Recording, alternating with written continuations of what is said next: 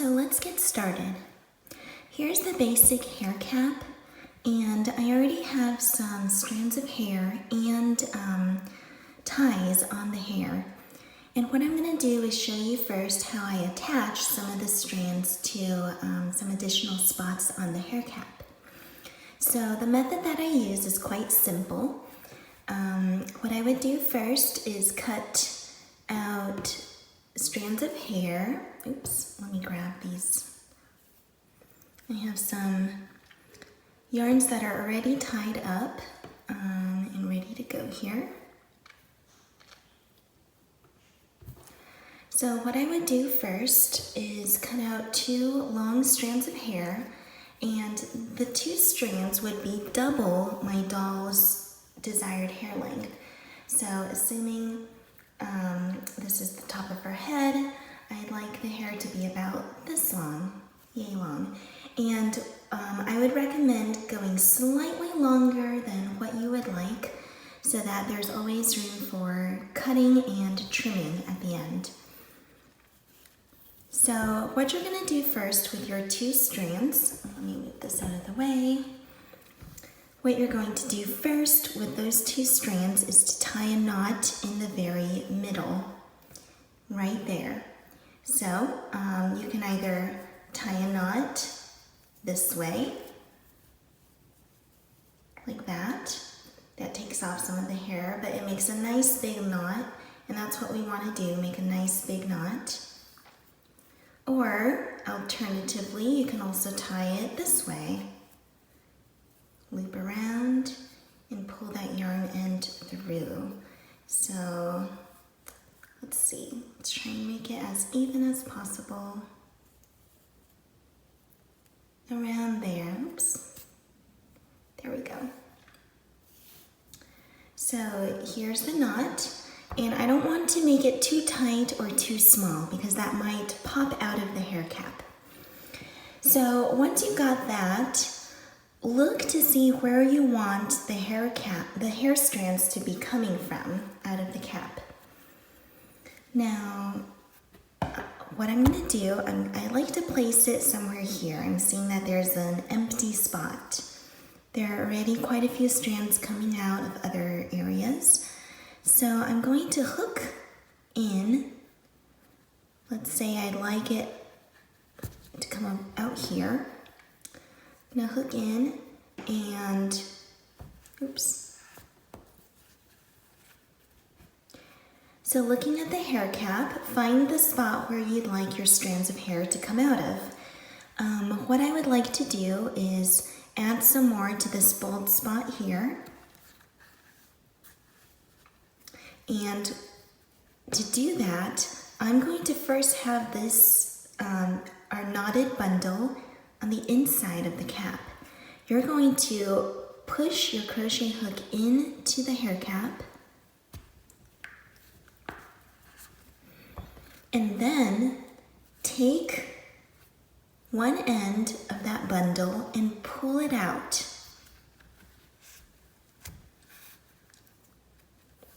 As you do so, you'll feel that the knot stops the hair bundle from pulling out completely. And so you'll have half of the bundle out. Now we've got to get the other half out. So I'm going to reach in, let's say I'd like it to come out around here. So I'm going to reach in and pull that second half of the bundle out.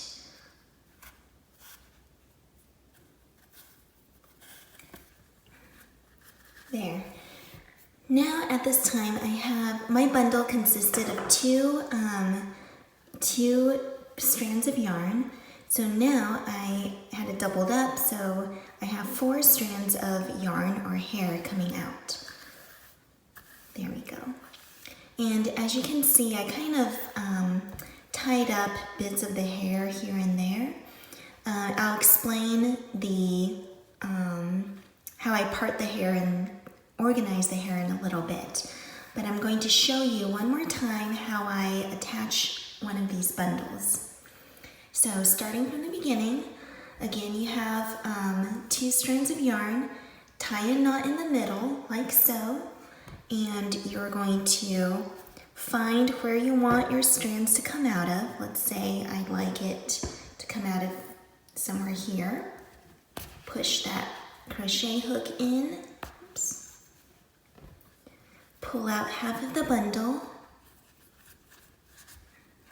like so. You'll feel that stop over there because of the knot. And you're going to insert your hook and pull out the second half of that bundle.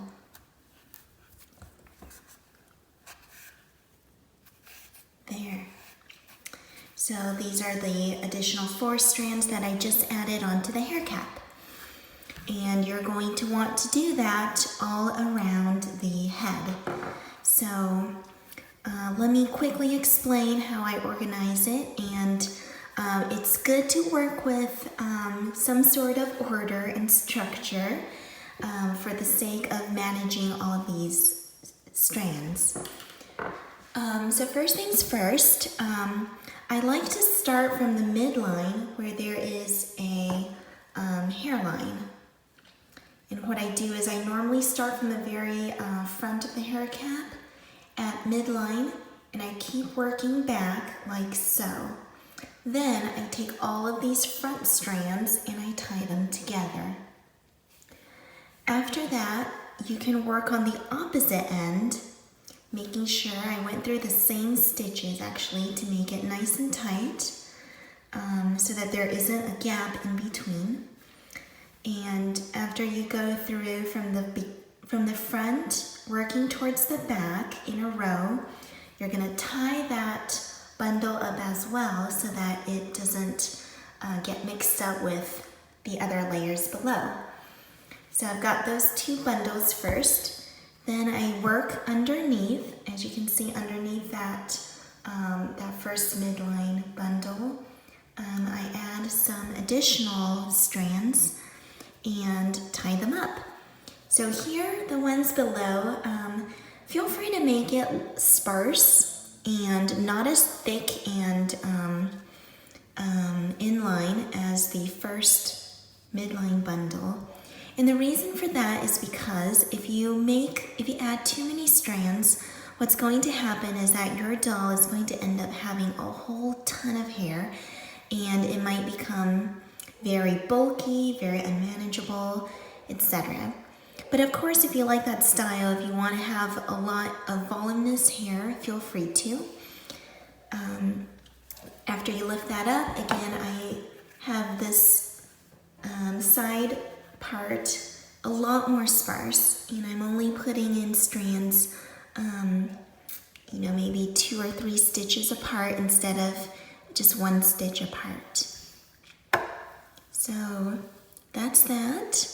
And if I set this down, this is the front of the doll's head. We want to pay attention to the back side a little bit as well. So I added just a few in the back, like so. I didn't bother tying these together because it's just a small bundle back here. And if desired, if you don't want to see all of this back showing, feel free to add some more sparse strands here and there. Now, after that, you can, if you want to see whether or not you have enough hair for your doll, you can fit it onto your doll like a wig. So the hair cap, if you use my crochet patterns, you'll notice that the hair cap is the same size as the doll's head, stopping only usually a little past half of the doll's head. So it's the same instructions for the head, but you only use rows 1, 2, perhaps halfway or a little more than halfway. If I fit it horizontally over my doll, as you can see, it's about halfway on my doll's head. But of course, we're not going to add the wig like that. That would look rather silly.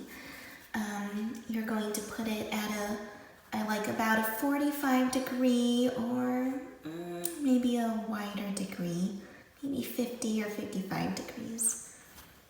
And see how you would like that. This gives my doll a bit of quite a large forehead, so I'm going to push it down a little bit more.